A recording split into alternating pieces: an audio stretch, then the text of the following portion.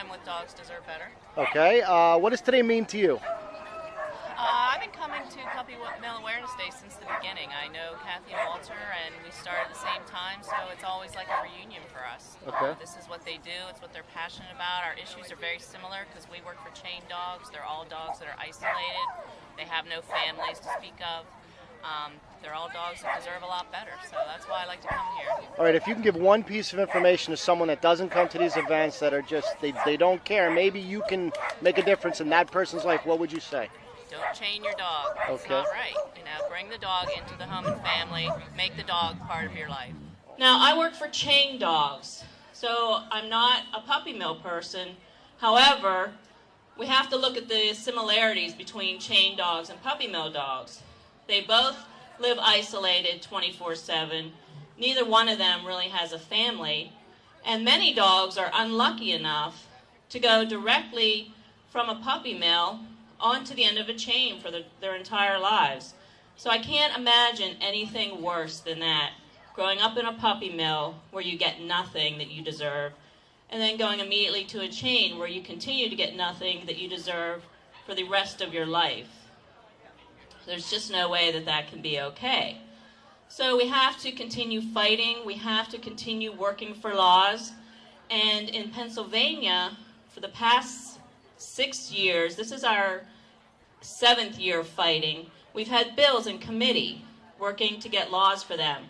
If you can all go visit our wall of shame over there, we have pictures of dogs from many counties in Pennsylvania that are still waiting for their law. And every session, they vote us down.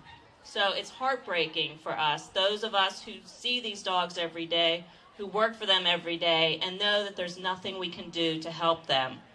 If you go back to our table, we have flyers.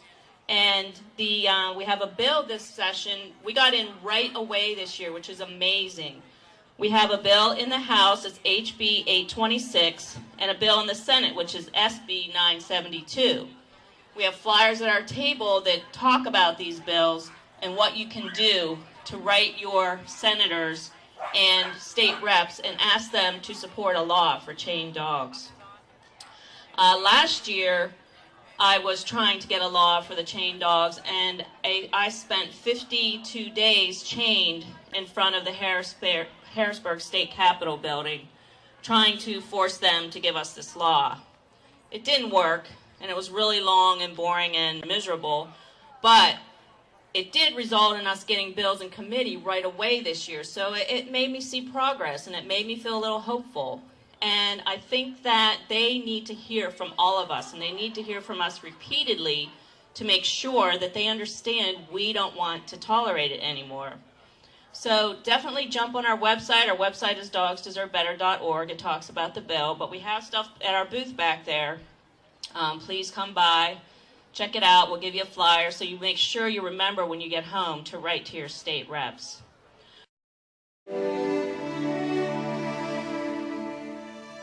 Here it was 15 acres. It's a big house. It's not a mansion the way they like to report, but it's a big house, and it was selling for about $600,000, which was quite intimidating to us, of course, since we only had $40,000. But we undertook a big internet campaign. We naively thought that it would be a piece of cake because all we had to find was like 1 million people who disliked Vic and were willing to give $1, and we'd have the place and more. We did manage to raise $180,000. We got the down payment on the house, and we moved in the end of June this year. So we've been there for about 3 months now, still with no money because now we have house payments in addition, but we have managed to make it so far. And what we've done in 3 months, just working from the house, we're up to 11 dogs at a time. We fenced 3 separate areas for them. We have a doggy socialization room with a bunch of Caranda beds, and that's where we train them and play.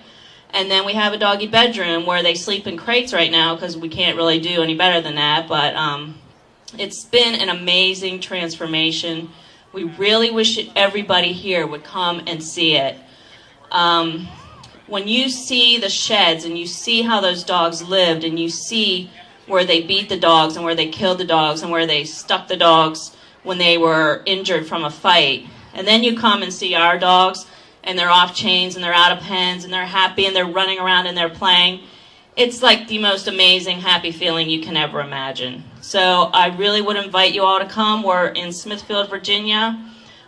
We should be there, hopefully, for the next however many years we can make it. And we hope to build, in the end, a $3.1 million facility. So stick with us. We're going to keep trying. We're going to keep working. And to all you puppy mill people, I love you guys. You guys are amazing. You take wonderful dogs out of crappy situations, and you give them good lives. And what can be better than that? Thank you, guys.